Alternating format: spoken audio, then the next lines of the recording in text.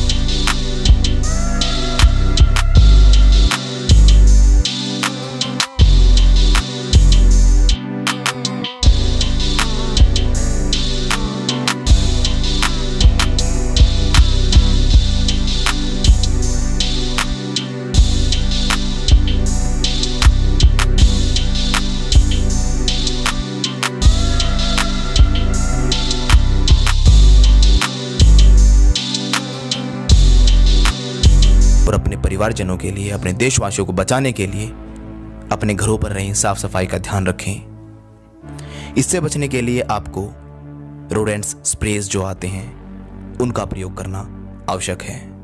साफ सफाई का ध्यान रखें, घरों में चूहों को ना पनपने दें। मुझे समझ नहीं आता कि क्यों लोग जागरूक नहीं हो रहे हैं। सरकार ने इतनी सारी हिदायतें आपको दी हैं, इतनी सलाह दे रही है, हमारा पूरा विश्व, सभी डॉक्टर्स, दुनिया भर के लोग, कर्मचारी अपनी जान की बाजी लगाकर आपको बचाने के लिए लगे हुए हैं, लेकिन फिर भी मैं देखता हूं कि हजारों की संख्या में लोग आज भी सड़कों पर खुले घूम रहे हैं।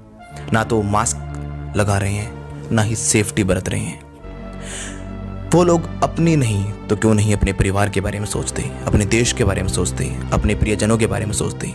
जहां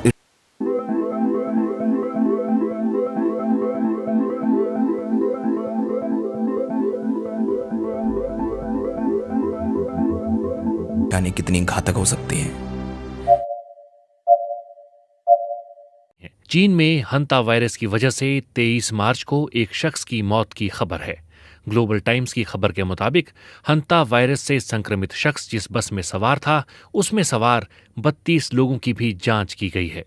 इस खबर के सामने आते ही ट्विटर पर हंता वायरस टॉप ट्रेंड करने लगा। लोग कोरोना से जारी जंग के बीच हंता को लेकर अपनी प्रतिक्रियाएं और डर जाहिर कर रहे हैं। लेकिन सबसे जरूरी सवाल ये है कि आखिर हंता वायरस फैलता कैसे है। सीडीसी की रिपोर्ट के मुताबिक हंता वायरस चूहों से फैलता है। अगर कोई इंसान चूहों के मलमूत्र या लार को छूने के बाद अपने चेहरे पर हाथ लगाता है तो हंता से संक्रमित होने की आशंका बढ़ जाती है। हालांकि आमतौर पर हंता वायरस एक व्यक्ति से दूसरे व्यक्ति में नहीं जाता। हंता के संक्रमण का पता लगने में 1 से 8 हफ्तों का वक्त लग सकता है। अगर कोई व्यक्ति हंता संक्रमित है तो उसे बुखार, दर्द, सर्दी, बदन दर्द और उल्टी जैसी दिक्कतें हो सकती हैं। हंता संक्रमित व्यक्ति की हालत बिगड़ने पर फेफड़ों में पानी भरने और सांस लेने में तकलीफ भी हो सकती है। जनवरी 2019 में हंता से संक्रमित 9 लोगों की पैटागोनिया में मौत हो गई थी। इसके बाद पर्यटकों को भी इसके खतरों को लेकर आगाह किया गया था। मास्क पहनना वेंटिलेटर के मास्क पहनने से बेहतर है। घर पर रहना आईसीयू में रहने से बेहतर है। और हाथ धोना जिंदगी से हाथ धोने से बेहतर है। पता नहीं फिर भी क्यों ये लोग इस बात को नहीं समझ रहे। क्योंकि जिस पर बीतती है सिर्फ वही समझता है। शायद आप लोग समझ रहे होंगे कि हमें ये नहीं हो सकता, लेकिन जब होगा आप अकेले बैठ के रोओगे। आपके पास पछताने के लिए सिर्फ कुछ नहीं होगा, सिर्फ पश्चाताप के। मेरी आप सभी से हाथ जोड़कर गुजारिश है कि अपने घरों पे रहें। अपने लिए ना सही अपने परिवार के लिए रहें, अपने लोगों के लिए रहें, अपने बच्चों के लिए रहें, अपने माता पिता के लिए रहें। साफ सफाई का ध्यान रखें, हाथ धोते रहें, मास्क पहने। धन्यवाद। और ऐसे ही इंफॉर्मेटिव वीडियोस पाने के लिए हमारे चैनल को सब्सक्राइब करें और बेल आइकन भी दबा दें ताकि आने वाली वीडियोस के नोटिफिकेशन आपको टाइम से मिलते रहें।